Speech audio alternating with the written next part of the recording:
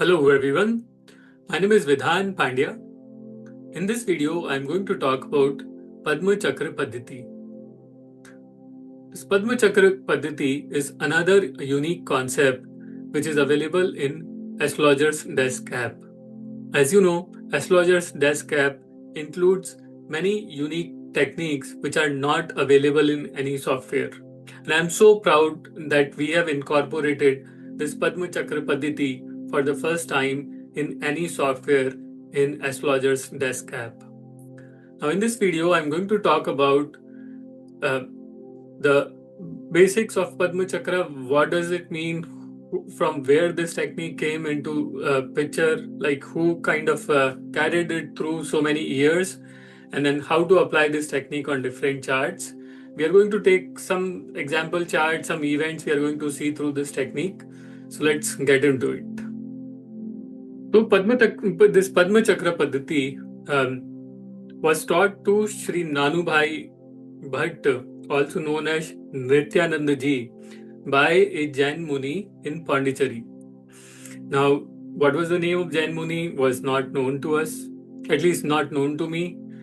Then Nanubhai Bhatt wrote a book on it in Gujarati language, it seems. I don't know if that book is still in publication or not, but he also taught this technique to many of his students. And one of them was Shri Pramod Bhavsar. So he also learned this technique from Shri Nanubhai Bhatt, and he taught it to his students. And there is also another person, Shri Gautam Dave. So it seems he read about this technique from the book from Nanubhai Bhatt, and then he also discussed and he also kind of learned it in practical way from Shri Pramod Bhavsar. So these are some of the names which are available. These are some of the people who are familiar, or they know about this technique. They kind of pass this technique over several years to several generations of astrologers. So we are thankful to all of these gentlemen, all of these rishis, all of these pandits for getting us this knowledge. Now let's look at some of the salient feature of this technique. So this Padma Chakra Paddhati takes 1 year as 360 days. So it takes the solar year. So 1 year is equals to 360 days. That's why the years do not round up like it's not the 365 day per year, it is 360 days per year. Then it also uses the planet placement in D12 chart in the natal chart. So that's another salient feature of this technique. And then third thing about this technique is it is house-based progression. So similar to BCP, this also uses house-based progression, which means first year of your life, from the day you are born till your first birthday, it is the first house or the planets in the first house lord in the D1 chart and in the D12 chart, they will give you the results in the first year. And in the second year, second house lord will give you the results in the life of that native after your first birthday to the second birthday. So your second house gets activated. And then the last point about this technique is the concept of Badhaka. So there is a separate chapter in that Gujarati book on this technique which only talks about Badhaka. And again, it's a very different way of applying the concept of Badhak and Badhakesh, and I kind of like it, and I will save it for another video. So this technique is one of my favorite techniques. I always use it. I use BCP all the time. I use Padma Chakra Paddhati all the times. You can find all the calculations of Padma Chakra Paddhati in Astrologer's Desk app. And as I said, in the Astrologer's Desk app, we have included many unique techniques for the first time, and this is one of them. And you don't have to worry about complex calculations. It's all there. All you have to do is create chart and just head on to this module, this section of the app, which is BCP and BSPs, and under that you will find Padma Chakra progression. Now let's take an example of Srimati Indira Gandhi. You can find her chart in the celebrity chart section of the app.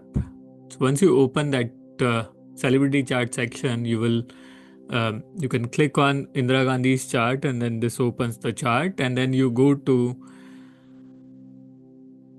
BCP BSP module and then click on Padma Chakra chart.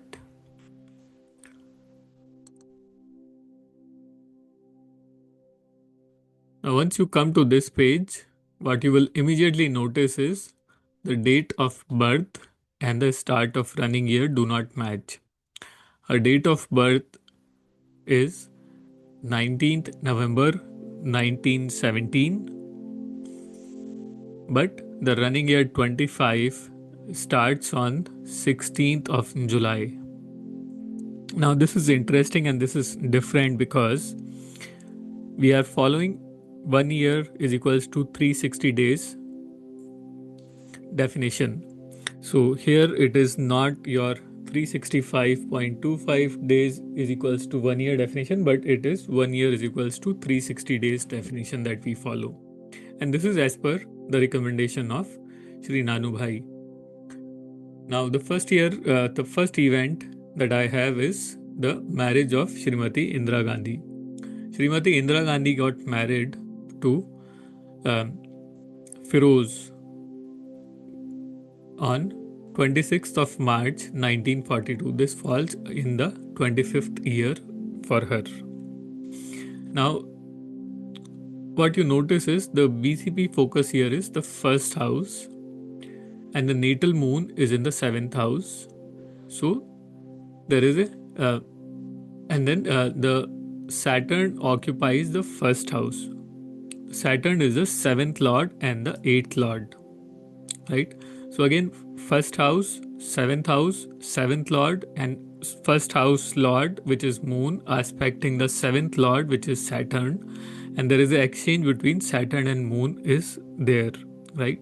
So first house, 7th house is coming a very prominent theme. Now, as we know, marriages are to be seen from 7th house, and here first house, 7th house is becoming a very important point here to note. And you can see these two signs are also highlighted. Now, this Saturn is also 8th lord, which means 8th lord, as we know, is the house of controversies and the scandals. So her marriage was also mired with scandals, right? She got married to Firoz Gandhi or Firoz Khan or Firoz as a Parsi person, right? So we do not know or very clearly what was the religion of Firoz. So there is a lot of controversy around her marriage. Now, if you notice here, there is also D12 moon, which is in the 9th house. Now, this D12 moon will also support the cause of the natal moon. And here, in that case, in this event, we are talking about the marriage of Srimati Gandhi. Now, 9th house, as we know, is the house of religion, right? And then 7th house is the house of marriage. And moon is a planet which indicates change. Can we say she had to change religion or she will marry and because of that her religion will change to something else because moon is there in the 9th house and this D12 moon is going to support the cause of D1 moon which is in the 7th house. So her marriage and religion and change of religion can be seen through this D12. It's a very interesting point. Again, nobody talks about it and why will it happen? How does it happen? It can be clearly seen with this technique. The next event I have for you is in the year 30th, in the 30th running year, Sanjay Gandhi was born. So as you can see here, this is going to be the BCP focus house. The focus house is going to be the 6th house. The lord of 6th house, which is Jupiter, is in the 11th house and it is aspecting the 5th house. But you know what? The D12 Jupiter is in the 5th house. 5th house is related to the childbirth. 1st house, 5th house, and 9th house are always to be seen for the childbirth. So that's what we see here. So Jupiter, Karaka of children, it is aspecting the 5th house, and then the D12 Jupiter is in the 5th house, thus confirming the event that the childbirth is to be expected in this year, and that's what happened in this year. This year is when Sanjay Gandhi was born.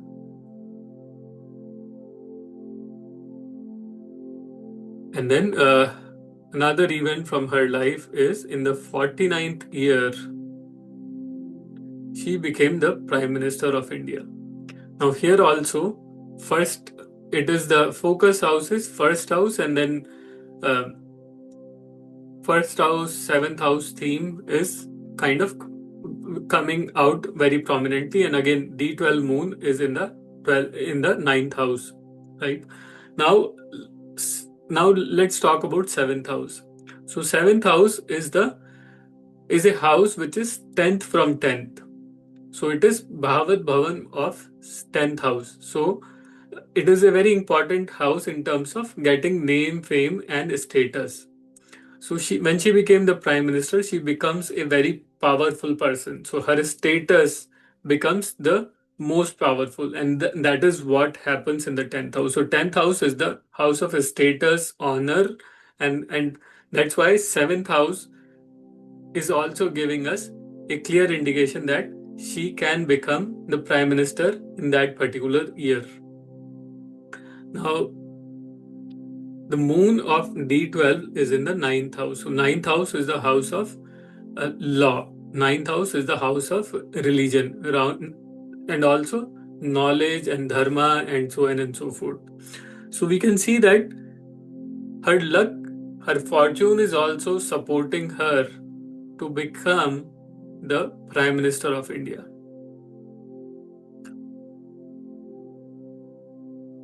Right? So that's how we see this technique being applied on the chart of Srimati Indira Gandhi, and likewise you can always understand this technique by applying it on multiple charts. For every year in the life of a person, you will always find what is going to be the central theme of the life of that person in that particular year. And again, you have to pay attention to not just the D1 planets, but also keep in mind there is a D12 planet, which is also secretly supporting the mission of D1 planet, and it is probably telling you the flavor of the event. So both D1 and D12 planet operate hand in hand, and sometimes one become cause for another, and that's how we apply this technique.